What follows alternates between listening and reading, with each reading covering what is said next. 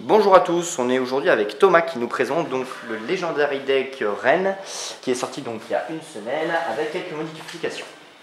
Bonjour, comme ça a été dit, je peux présenter le Legendary TD. C'est un deck qui est sorti récemment avec comme particularité d'être construit dès le sortie Trial Deck. On trouve dedans à peu près toutes les cartes x4, à part la trompette qui était que x3, et un G2 qui n'est pas ici, qui était un Spirit Intercept qui est intercepté à 15. Comme je dis, la base du deck, c'est un deck qui est centré sur le Stride et le G-Break. Quasiment toutes les cartes du deck sont des cartes qui ont G-Break, à part Caron, le Perfect et l'autre G2. On va commencer donc par les G1. Le principal G1 du deck qui va un peu faire de mécanique, ça va être Claudias, qui va en fait être avec rapport avec un G2. Son premier effet, c'est qu'on a un blaster en Vanguard et en GB1, il va taper à 9. Donc du coup avec 2 G1, on pourra faire une colonne à 16, ce qui est un intérêt puisque le deck se centre beaucoup sur les G1. L'autre G1 assez important, ça va être la trompette, qui compte 3 fois dans le trial deck, que moi je rajoute une 4ème fois. C'est en GB1, quand elle est call, pour un sous-blast 1, on va récupérer un autre G1 du deck et le supérieur call. Ça va nous faire donc des colonnes avec seulement un tuto, récupérer une colonne à 16 avec par exemple Claudias. Autre nouveauté du Legendary, ça va être Caron, qui est également un level 1, qui va avec les cartes Blaster, et qui lui par contre n'a pas besoin de GB1 ni du pas de jouer avec Phantom Blaster.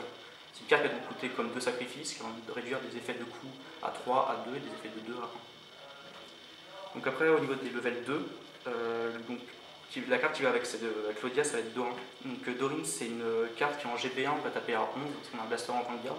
Et s'il est boosté par Claudia, ça permet de déflip gratuitement. Le deck a besoin de passer. Donc ça fait une colonne à 22, parce que lui, quand il booste un Dorin, il va également gagner plus de cartes. Okay. Autre carte importante du TD, ça va être Maka. Pour un GB1, c'est le même effet que Toon Leader. Pour CB1, on va chercher s'il est boosté, on va chercher un grade 1 du deck, le super pro. Donc si on va récupérer la trompette pour un sous-das 1 qui va récupérer Chlorine, qui donc refait une colonne de 16. Qui permet plus tard, dans les applications, de présenter le stride, faire des effets beaucoup plus forts. Donc on va arriver donc au level 3, et donc avec la main card du deck qui est Phantom Blaster Diablo. Donc Phantom Blaster Diablo, Blaster Dark Diablo, qui est donc une carte qui a donc 2 effets. Un effet en GB2, qui est d'augmenter les cartes de ta main de 3 grades si tu strides une carte avec Blaster, ce qui est le cas pour le stride du deck. Et qui est aussi quand on stride le grade 4 du deck, il va pouvoir péter une carte en face, ce qui est intéressant dans le gameplay du deck. L'autre G3 qu'on peut trouver dans le Legendary, ça va être l'Adaptacar, qui est plus un G3 de support, qui est surtout intéressant en tant que rearguard, avec son coup de 1 qui, si ça touche, va chercher un grade 1 qu'on peut super. Donc maintenant on va arriver donc au stride du deck. Donc dans le stride, dans le TD, on trouve en fait cette carte x4. Donc c'est la main carte du deck. Lorsqu'elle est stride, pour CB1, on peut unclick une des cartes, elle va gagner plus 10 000 et un crit, plus un effet. S'il y en a une autre de face up. Oui, il faut qu'il y ait déjà une carte face up. Donc pour d'abord stride une première fois, on va faire cette carte là. Donc pour l'effet, c'est CB1, on unclick une de ces cartes là, et elle gagne plus 10 000 et un crit, et l'effet. L'effet, c'est en pétant 3 de tes unités. Quand vous attaquez. Quand on attaque. On pète 3 de tes unités, l'adversaire choisit pas en péter 2, sinon elle devient un bocal. Donc avec l'effet par exemple de Blaster, c'est-à-dire qu'en face, l'adversaire perd 3 cartes. Dans le Legendary Trial Deck, on trouve aussi une promo qui est donnée avec, qui est Grim Recruiter. Donc son effet, c'est quand ça touche, tu as un super pôle, un G1 du deck, qui va encore récupérer une fois depuis cette carte-là, qui va récupérer cette carte-là pour ensuite. Ou Caron éventuellement pour sacrifier avec Diablo au tour d'après. Enfin, je veux dire, si tu fais Diablo, tu fais un coup trompetteur, tu vas chercher Caron, ce qui fait que tu sacrifies que 2 au lieu de 3 et gratuitement. Alors les triggers après les triggers, donc dans le deck, il y a. C'est la même compo que j'ai choisi pour mon deck. Donc, il y a donc deux criticals différents, un draw trigger, un nouveau draw et un heal. Donc la compo des 8 crits, elle se justifie par cette carte-là.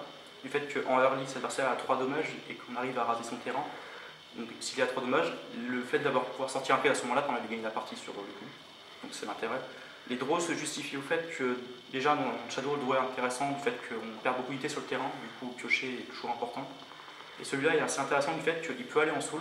La soul qui est un problème assez récurrent dans ce deck à cause des 40. des, Trompette. des trompettes qui sous-blastent à chaque fois. Ce qui va être important dans la suite avec la GBT3 où on aura beaucoup besoin de sous-blast par exemple avec le break ride. D'accord. Donc le tour intéressant c'est Break Ride Phantom, enfin Break Ride Mordred avec Blaster Dark Diablo éventuellement. En fait, j'ai rajouté le break ride, c'est parce qu'il y a un problème dans ce deck qui est le fait que si l'adversaire gradlock, en fait on ne peut rien faire parce que quasiment toutes les cartes maîtresses du deck sont des cartes qui ont besoin d'avoir GB. Donc au cas où que l'adversaire gradlock, on peut rider Mordred qui permet d'avoir en fait un pour, qui permet de justement jouer avec des cartes comme celle-là qui vont pouvoir taper à 17k puisque le blaster, on a un blaster en mondial. Donc Mordred, on rappelle, c'est B1, Break Ride plus 10 000, et on spell call un Shadow qui gagnera 5 000. D'accord. Donc l'avantage aussi donc, de Phantom, enfin de Blaster Dark Diablo, c'est donc en génération de Break 1, on défausse un Blaster. Ce qui en génération de Break 1, quand on défausse un Blaster, il gagne 3 grades. Ce qui fait qu'en fait on fait un. Enfin, genre Break 2. Génération de Break 2, excusez-moi, on strike gratuitement. Mais malheureusement, c'est vrai qu'il n'y a pas beaucoup de Blaster, donc il y a une autre compo qui est possible du coup avec Blaster Javelin, c'est ça? La compo qui va certainement être jouée dans la suite avec cette carte là, ça va être le Break Ride, donc le Phantom Blaster Dragon Break Ride avec le Phantom Blaster Abyss, qui permet de faire 2 attaques avec un effet qui fait que l'adversaire ne pourra pas garder avec des grades 1 ou plus. Durant la première attaque, par contre. Je crois que c'est ça. Parce qu'il faut péter 3 unités, donc en fait c'est un peu chaud à placer, ce que j'ai compris, puisqu'il faut exactement 3 Revengers sur le terrain, un Caron obligatoirement et une autre carte, puisqu'il faut au total sacrifier 3, plus l'effet sous Blast 3, tu pètes 3, donc du Break Ride. Oui, c'est ça, c'est P3. Donc du coup en fait on rase son propre field, mais par contre ça fait une attaque assez puissante. Ok, bon, et ben je crois qu'on n'a rien d'autre à rajouter sur ce TD. Donc est-ce que on peut dire que le TD s'auto-suffit? En fait, le TD peut s'auto-suffire. Il faut juste peut-être rajouter des cartes comme Blizzard qui peut être vraiment intéressant parce que grâce à lui, on peut passer au GB2 dès le premier stride pour Dark Dragon. Ce qui va être aussi intéressant avec la GBT3, ça va être Aura Geyser qui a à peu près le même effet. Et avec le nouveau starter qui fait qu'avec Aura Geyser, on fait du CA+1 tout en ayant déjà 2 cartes en G-Zone pour l'effet du Blaster Dark Diablo.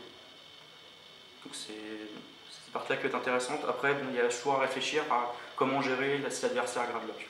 C'est ce qui est la principale faiblesse de ce deck. D'accord. Est-ce que avec la GPT-3, qu'est-ce qu'on peut changer éventuellement du TD ou quoi que ce soit, prendre du TD qui peut être intéressant avec Orasgear, quoi que ce soit? Le problème en fait de la plupart des cartes de ce deck-là, c'est que par exemple pour Caron, Doran et Claudias, il faut avoir un blaster en vanguard, ce qui n'est plus vraiment le cas avec le nouveau support qu'on a dans la GBT3. Donc en fait, on peut utiliser. Pour ma part, j'ai juste choisi d'utiliser le nouveau Stride à la place de Blizzard, parce que ça m'aide à faire des SAS plus 1 en début de Stride et du coup ouvrir le GB2 pour le Diablo. D'accord. Bon, et ben merci. Donc du coup, juste on peut dire que sur le TD, actuellement, sans rajouter la GB3, on peut rajouter donc le Phantom Blaster Légion en support.